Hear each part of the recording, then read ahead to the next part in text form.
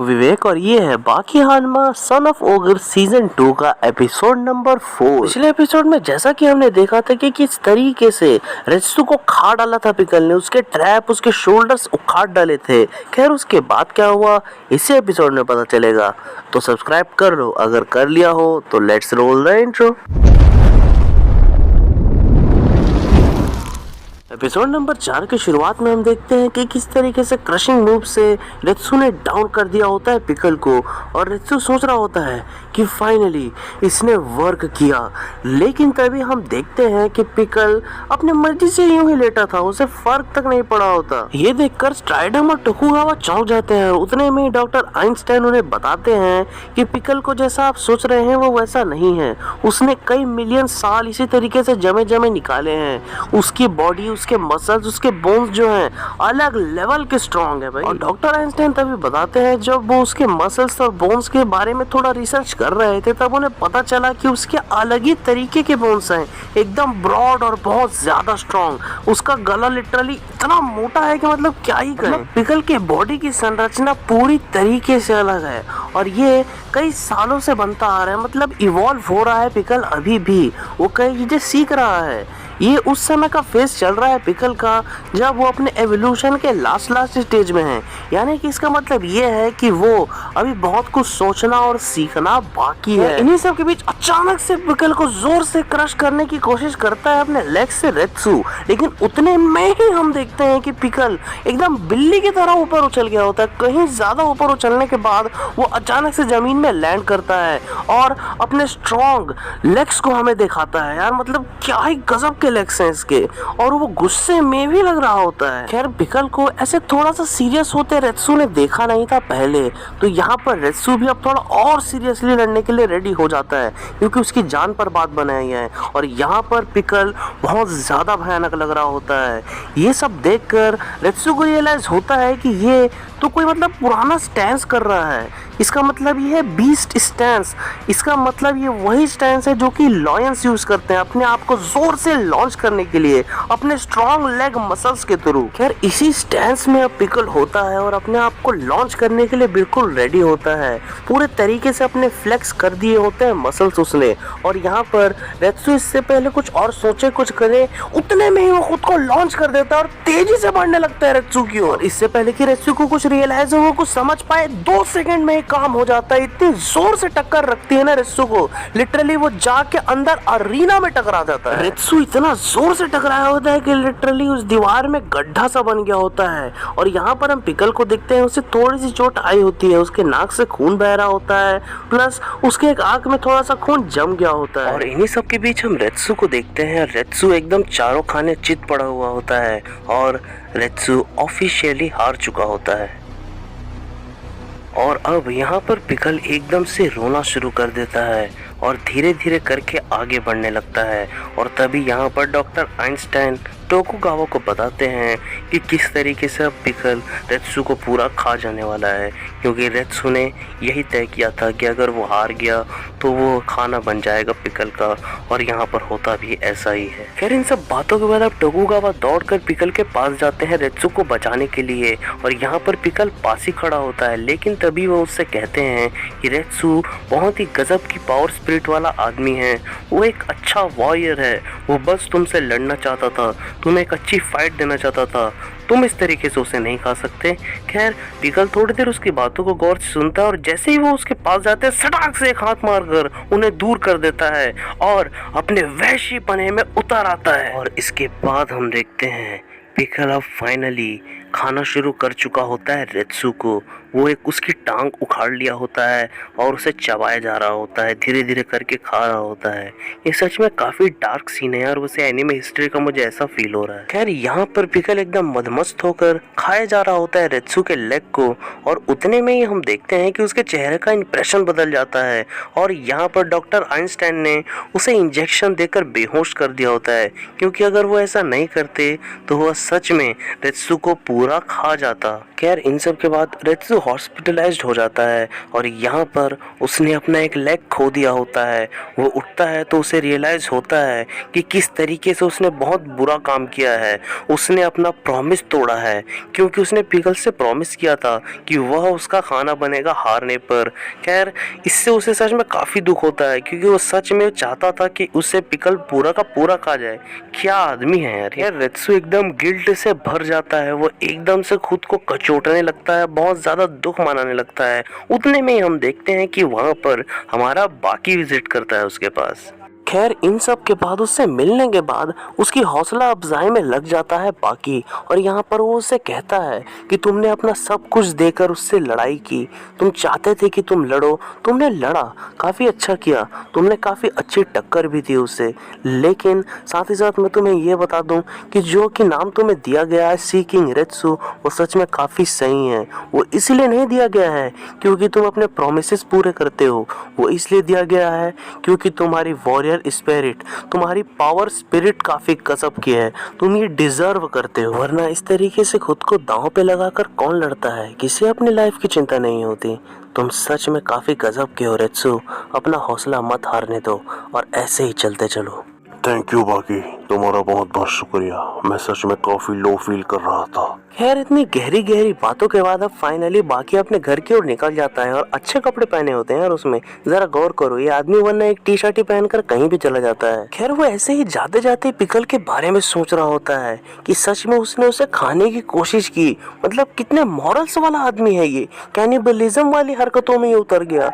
ये सच में थोड़ा एक्साइट कर देता है बाकी को पिकल के लिए। खैर, तभी सीन बदलता है और हम देखते हैं डोपो को एक बड़े से आइस क्यूब के साथ, और यहाँ पर वो एकदम सांस लेकर के सुख से हल्के से पंच मारते हैं, जिससे होता ये है कि पूरा का पूरा दरार आ जाता है उसमें। इतना बड़ा आइस का क्यूब बहुत ज्यादा मजबूत होता है यार। लिटरली इतने छोटे से पंच से धक्के से तोड़ दिया होता है डोपो ने उसे। उसके बाद वो जाते हैं अपने टारगेट 2 की ओर।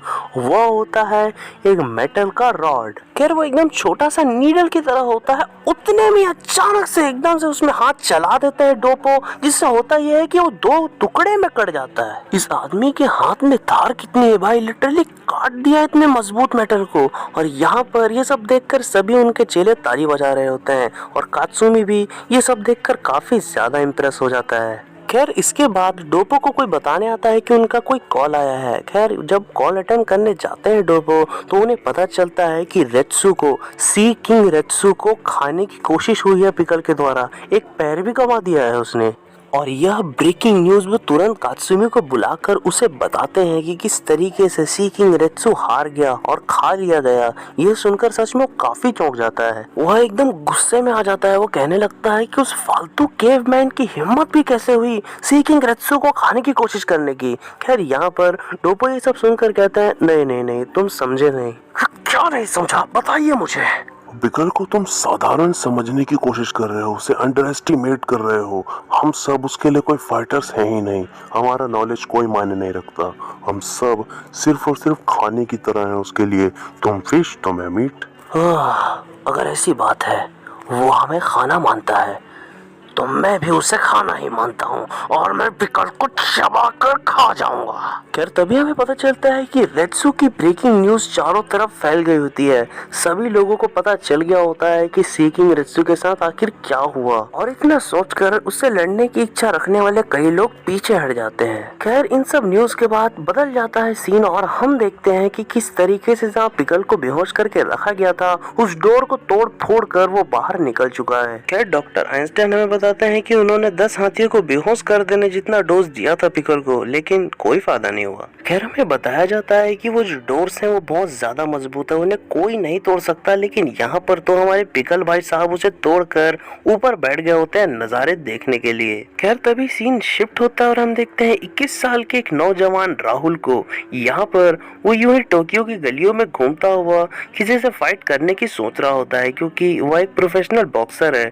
और यहाँ पर लोग खाते कम है, लड़ते ज्यादा है बाकी के यूनिवर्स में। खैर क्योंकि उसने खाने के साथ पिया भी था तो इसलिए उसे सूसू लग जाती है और वो एक कचरे के ढेर की ओर बढ़ जाता है सूसू करने के लिए। और सूसू कर ही रहा होता है, उतने में ही अचानक से उसके main part literally Babu Rao को कोई पकड़ लेता है और उसे अंदर खींच लेता है। अरे अंदर खींचता है तो खींचता है, ठीक है, काफी अजीब सी हरकतें चल रही होती है यार। लिटरली उसके हाथ को बाहर से पकड़कर अंदर खींचना और यह व्यक्ति भी बाकी अजीब अजीब तरीके के मुंह बना रहा होता है, मतलब कुछ समझ में नहीं आ रहा हो क्या रहा है। फिर यहाँ पर हम देखते हैं उसके बेस साइज जूतों के साथ साथ पूरा का पूरा कपड़ा चुरा कर पिकल भाई यहाँ पर पहन चुके होते हैं और टोक्यो की गलियों में मटर गश्ती करने को रेडी होते हैं। क्योंकि उन्हें समोसे की खुशबू आ रही होती है तो वो भी सबसे फेमस स्ट्रीट फूड खाने के लिए निकल जाते हैं और वो गौर करते हैं कि किस तरीके से यह जगह कितनी ज्यादा बदल गई है।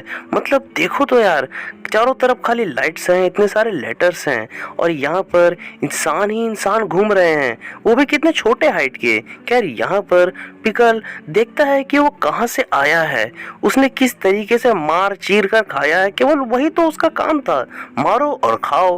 खैर यहाँ पर पिकल बहुत ज्यादा प्राउड फील करता है अपने आप पर क्योंकि उसने ये कपड़े पहन रखे हैं और सरवाइव करना सीख गया है। मैंने बोला ना ये सीख रहा है। खैर एक बार आपको बताऊं कि मैंने यहाँ पर नेटफ्लिक्स में देखा कि किस तरीके से इस सीन में हमें नैरेटर बता रहे हैं कि पिकल की हाइट 6 फुट 5 इंच है, इसलिए वो सबसे अलग दिख रहा है। यार उन्हें मतलब इतना भी मालूम नहीं है कि 8 फीट का बंदा है हमारा पिकल। खैर नेटफ्लिक्स ने डब में यह गलती क्यों की, यह सोचते हुए धीरे धीरे आगे बढ़ रहा होता है पिकल, लेकिन उतने में ही उसकी ध्यान क्योंकि हट गई होती है तो दुर्घटना घट जाती है। वहाँ पर एंट्री हो जाती है ट्रक कून की और ट्रक कून बखूबी अपना काम करते हैं, बहुत जोर से पिकल को ठोकते हैं और पिकल एकदम पलटता कूदता गिरता यहाँ वहाँ घसताता हुआ ले देकर दूर जाकर गिरता है, बहुत दूर गिरता है लिटरली।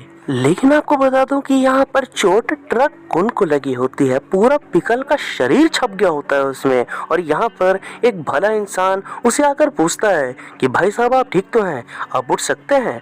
और तभी हम देखते हैं यहाँ पर पिकल मूड में आ जाता है लड़ने के और वो यहाँ पर एकदम स्टाइल से उठता है, एकदम गुस्से के साथ ट्रक की ओर देखने लगता है और धीरे धीरे करके उसकी ओर दौड़ना शुरू कर देता है।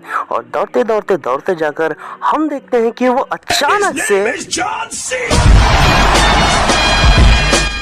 ट्रक के ऊपर इतना भयानक वार करने के बाद पिकल एकदम जोजो पोज में खड़े हो जाता है। ऐसा लग रहा होता है देखकर कि जैसे उसने स्टार प्लेटिनम से ये सब करवाया हो। खैर बाकी में एक जोजो रेफरेंस देने के बाद अब फाइनली पिकल के मन को शांति नहीं मिली होती है। उसके बाद भी वो ट्रक को पकड़कर खींचने लगता है, जोर से उठाने की कोशिश कर रहा होता है और यहाँ पर सभी लोगों की देखकर फट रही होती है और उतने में एकदम ऊपर उठा देता है पिकल ट्रक को। यार लिटरली इसके फिजिकल फोर्स को तो देखो, इतना ही नहीं अचानक से वो पिकल उसे पटकने की कोशिश करता है और हम देखते हैं ट्रक के हेड को उखाड़कर अपने ऊपर ही गिरा लेता है।